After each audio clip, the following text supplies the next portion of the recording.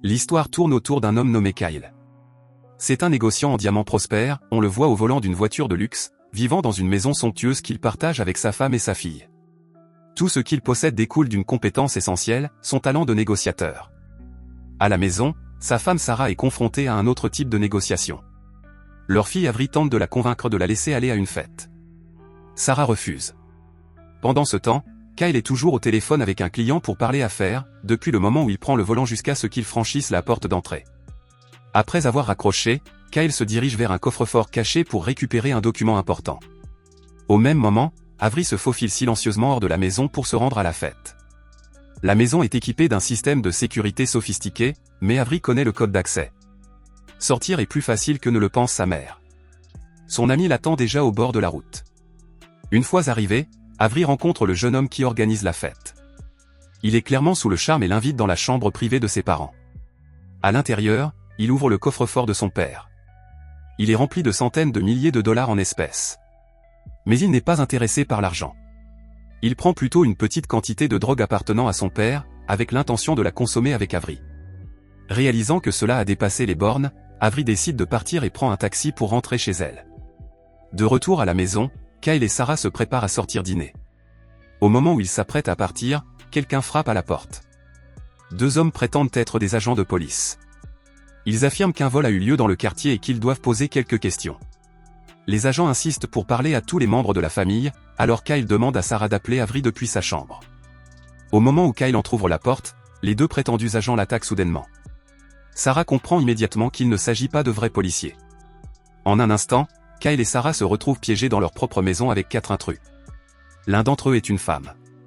Cependant, les cambrioleurs se comportent de manière agressive, mettant la maison sans dessus-dessous et exigeant le mot de passe pour désactiver le système de sécurité. Une fois le système désactivé et la police ne pouvant plus être alertée, ils retirent un tableau du mur, révélant un coffre-fort caché derrière. D'une manière ou d'une autre, ils savent exactement où il se trouve. Ils ordonnent à Kyle de l'ouvrir. Même si Sarah est menacée, Kyle refuse. Lorsque Kyle demande ce qu'il recherche réellement, l'un des voleurs lui explique clairement. Ils veulent les diamants qui se trouvent dans le coffre-fort. C'est là que Kyle passe à ce qu'il sait faire de mieux. Il commence à négocier. Il les interroge calmement, leur demandant qui va tailler les diamants. Aux États-Unis, chaque diamant est officiellement enregistré avec sa taille, son poids et sa forme. La seule façon de les revendre en toute sécurité est d'en modifier la forme, ce qui implique de les tailler, et cela nécessite un savoir-faire. Kyle explique que, entre leurs mains, ces diamants perdraient pratiquement toute leur valeur. Même s'ils parvenaient à en modifier la taille ou la forme, une documentation appropriée serait tout de même nécessaire. Sans celle-ci, les pierres ne peuvent pas circuler légalement. Kyle se rend immédiatement compte d'une chose terrifiante. Si ces voleurs mettaient la main sur les diamants, il y aurait de fortes chances que Sarah et lui n'en sortent pas vivants. Il change donc de stratégie. La seule façon de survivre est de se rendre utile. Il leur propose un marché. Il taille lui-même les diamants et les vend pour leur compte. Ils obtiennent l'argent et lui et sa femme obtiennent une garantie de sécurité. Mais l'idée est rejetée presque immédiatement. Pendant la surveillance, ils avaient vu Kyle acheter des diamants et emporter avec lui d'importantes sommes d'argent. Ils sont convaincus qu'il y a beaucoup d'argent caché là-dedans. À ce moment-là, Sarah commence à reconnaître l'un d'entre eux. C'est le technicien qui avait auparavant travaillé sur leur système de sécurité domestique. Le même homme qui connaîtrait la disposition de la maison. Le même homme qui aurait pu les surveiller depuis le début. Kyle refuse toujours d'ouvrir le coffre-fort. Personne ne comprend comment ce qu'il y a à l'intérieur peut valoir plus que leur vie. Frustré, le chef des braqueurs s'approche de Sarah et menace de lui tirer dessus. Mais l'obstination de Kyle n'est pas sans raison. Il sait qu'une fois le coffre-fort ouvert, rien ne les empêchera de les tuer tous les deux de toute façon. Ce qu'il veut, c'est une certitude, une véritable garantie que, une fois le coffre-fort ouvert, on le laissera en vie. Le chef prétend avoir une solution.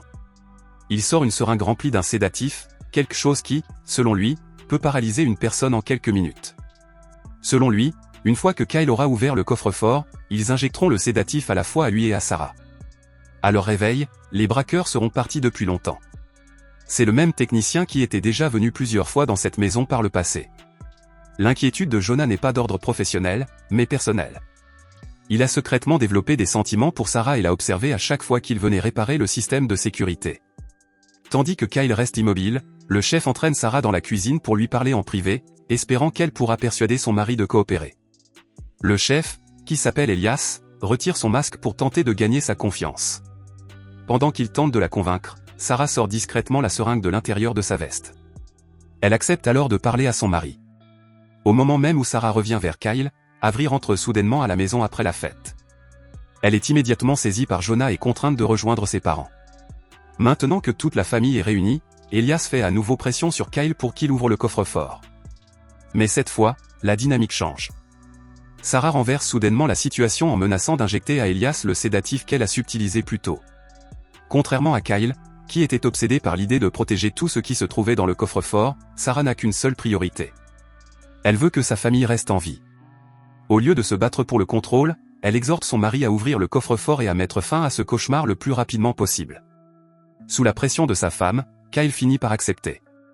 Il ouvre le coffre-fort devant tout le monde. À ce moment-là, sous le regard de sa famille et des braqueurs, Kyle dit enfin la vérité. Il est en faillite. Il ne le leur avait tout simplement jamais dit. Tous ces documents importants qu'il avait signés n'étaient pas des contrats commerciaux. C'étaient des contrats de prêt. La maison dans laquelle ils vivent, la voiture de luxe qu'il conduit, tout a été acheté avec de l'argent emprunté. Et la banque est sur le point de tout reprendre. Il jette Kyle sur une table et s'apprête à lui faire du mal. Mais avant que les choses n'aillent plus loin, Dylan, le grand et agressif braqueur, reçoit un appel de leur chef qui demande des nouvelles. Au même moment, la braqueuse, Pedal, se retire soudainement dans une pièce, visiblement bouleversée. Il s'avère que Pedal est la petite amie d'Elias et que Jonah est son petit frère. Le braquage n'est pas le fruit du hasard. Il tente de rembourser une dette colossale à un chef mafieux impitoyable.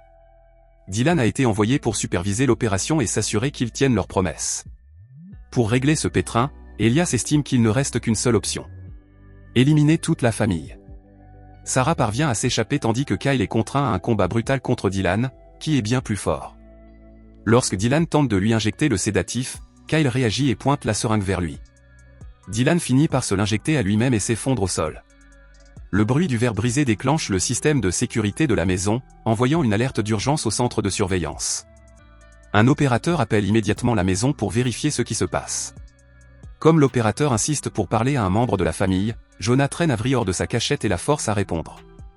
Son père étant menacé, Avery dit à l'opérateur qu'elle organisait simplement une fête et qu'elle a accidentellement cassé une vitre.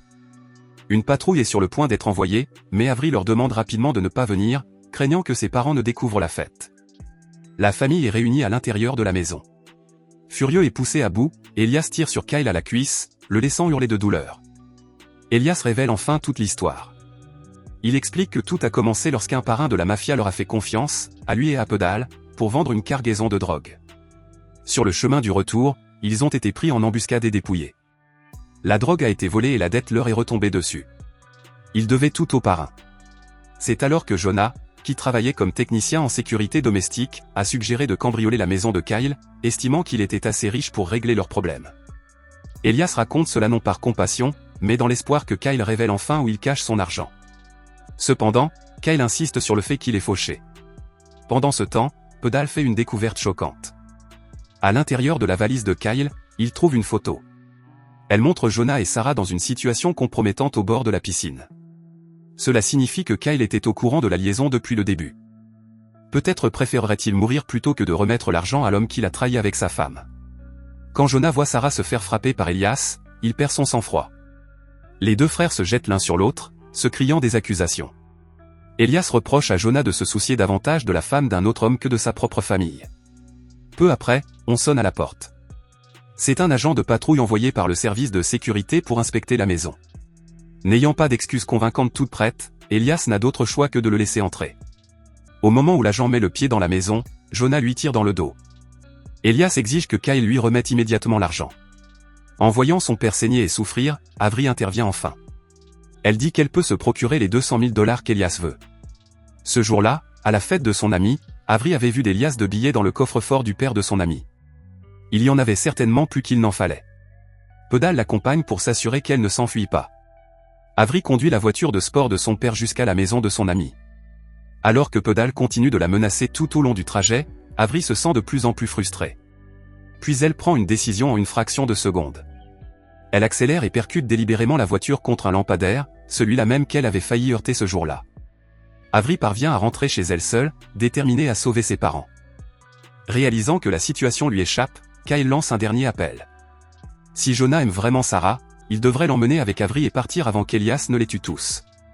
Au moment même où Jonah s'apprête à emmener Sarah, Dylan reprend soudainement connaissance et l'attaque.